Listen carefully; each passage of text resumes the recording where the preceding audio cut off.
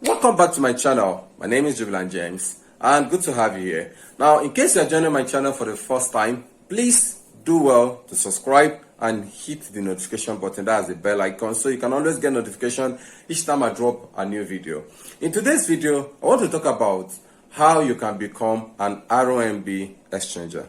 A lot of people have been asking me, how do I become an exchanger? I want to be buying and selling RMB. And of course, I've been getting this message over and over again from different people in my WhatsApp DM. And today I want to actually break it down so that in case you are considering going into that, or you want to become an exchanger, start selling RMB, to your customers, to clients, and maybe help people pay their Chinese suppliers so that you can know if it's something you can actually go into. All right.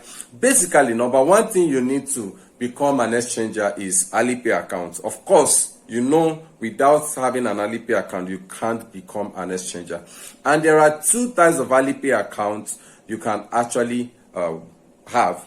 You can have the international Alipay account, which is the one that requires you opening with your international passport. For those of you in Nigeria or maybe Ghana, all right, so you can use your international passport, Nigerian passport, or maybe your country passport to open the Alipay account. And of course, this particular Alipay account has a limit of 150,000 RMB in a year. So which means if you are using this international Alipay account to run exchange business, you have limits of 150,000 RMB for 1 year, which means once it gets to that limit, you cannot use the account until the next year. All right. Now, the second Alipay account type you might need is the Chinese Alipay account. This is the type of account opened by a Chinese, or maybe with the Chinese detail. Being a Chinese means that you are not in China. Now, somebody else in China uses his or her MasterCard in China and open and verify the account for you. All right. So that's why I said a Chinese account. So if you don't have, if you have a friend, relative, anybody who is based in China, they can actually help you open a Chinese account with their Chinese details, okay? Their Chinese details, and give you the login details. So that one has a higher limit, okay, of transaction in a year. So it's either you have the international Alipay account or the Chinese Alipay account. That's the first requirement you need.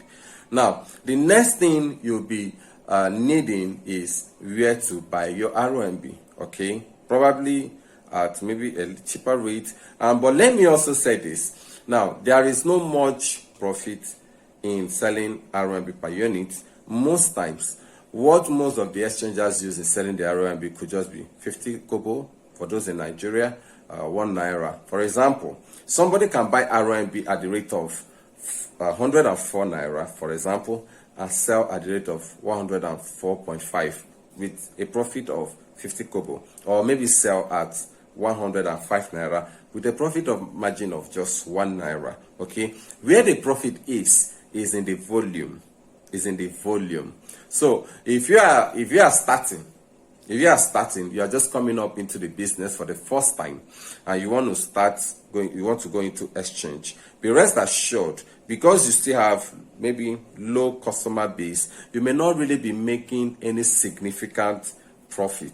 But the thing is, the more your customer grows, the more your profit also grows. All right. Now, how do you buy RMB, or where do you buy RMB? First of all, you have the option of buying from already existing exchangers in the country. For example, you can buy RMB from other dealers here in Nigeria, maybe buy from them at the rate of maybe let's say 1 naira and sell 1 naira 50 kobo, or you buy from them at the rate of 2 naira and sell 2 naira 50 kobo. All right, so it does not make any difference. The truth of the matter is the market is so large that one or few persons cannot satisfy everybody. So it does not matter how many persons get into it, okay? What matters is satisfying the customer base. All right, so you can decide to buy from other people who are into e-commerce or who are into exchange in Nigeria, you can have a good contact of them and say, please, do you have RMB? They say, yes, I want to buy. What's your rate? They say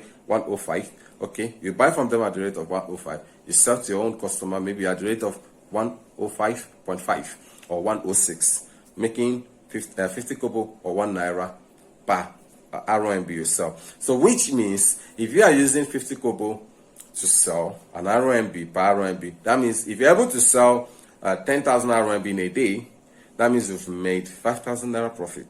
So if you're able to sell, if you're using 1 naira as your profit margin to sell to exchange, and you sell 10,000 RMB in a day, that means you've made 10,000 naira for that day. So this is how you make money. Now the second way you can actually also buy RMB, I'm going to talk about the second way you can also buy is maybe if you have somebody in China, somebody who is based in China, and you pay the person in naira, the person converts.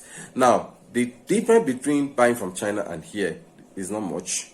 That's the truth. Now those of them in China currently, now if you want to buy from them with their own rate, dollar rate, because they use the dollar rate as against China rate. So by the time they do their division and everything, you end up buying at the rate of 104.5 or 105.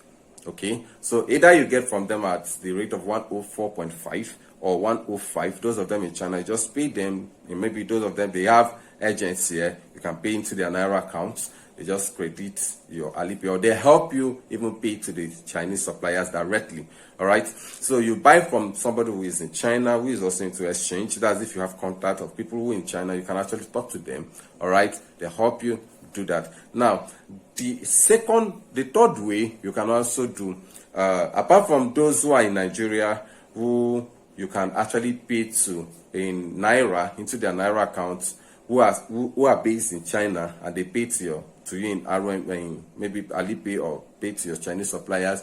If you have Chinese agents who are also into exchange, you can actually send them PayPal or Bitcoin or USDT, and they credit you with RMB. All right, so that is the third way, the second, I think, part of the second way.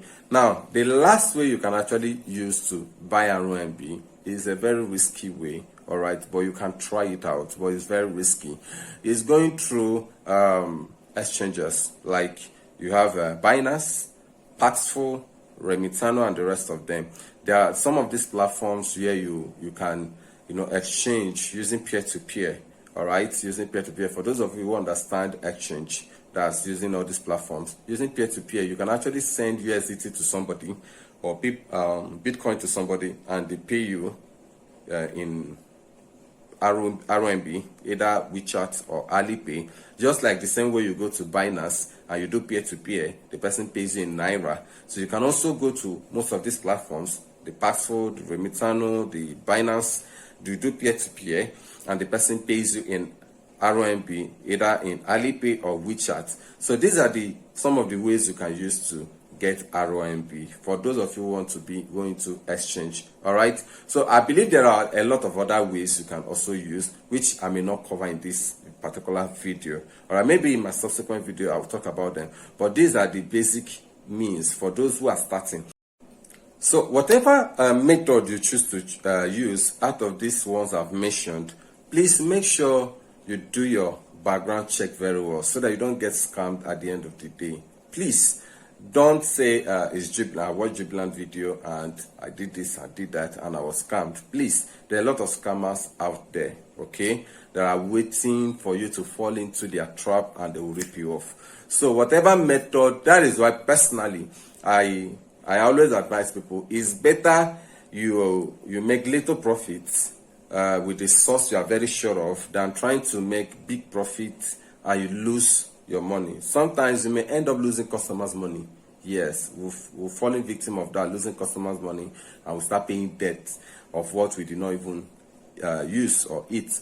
So this is actually how you can become an exchanger. And of course, you start advertising to your customers, maybe your students, because I know a lot of those of us who are into e-commerce and mini importation business have students that we run classes for. So you can actually, start with your own students or with your customers, start selling to them and exchanging for them. Now, the good thing about it is the more you do it, consistency over time, you start growing your customer base. So that's that on how you can become an exchanger. Okay, maybe in our subsequent videos I could talk more about it and maybe review more things about it, but for now this is the basics you need on becoming an exchanger. So in case you find value in this video, please do well to share this video and like, subscribe, and don't forget to hit the notification button. That's the bell icon, so you can always get notification each time we drop a new video. And do well, in case there's anything you want me to talk about in my videos, maybe any subject you want me to deal on in my videos, please drop it in the comment section. I will attend to it.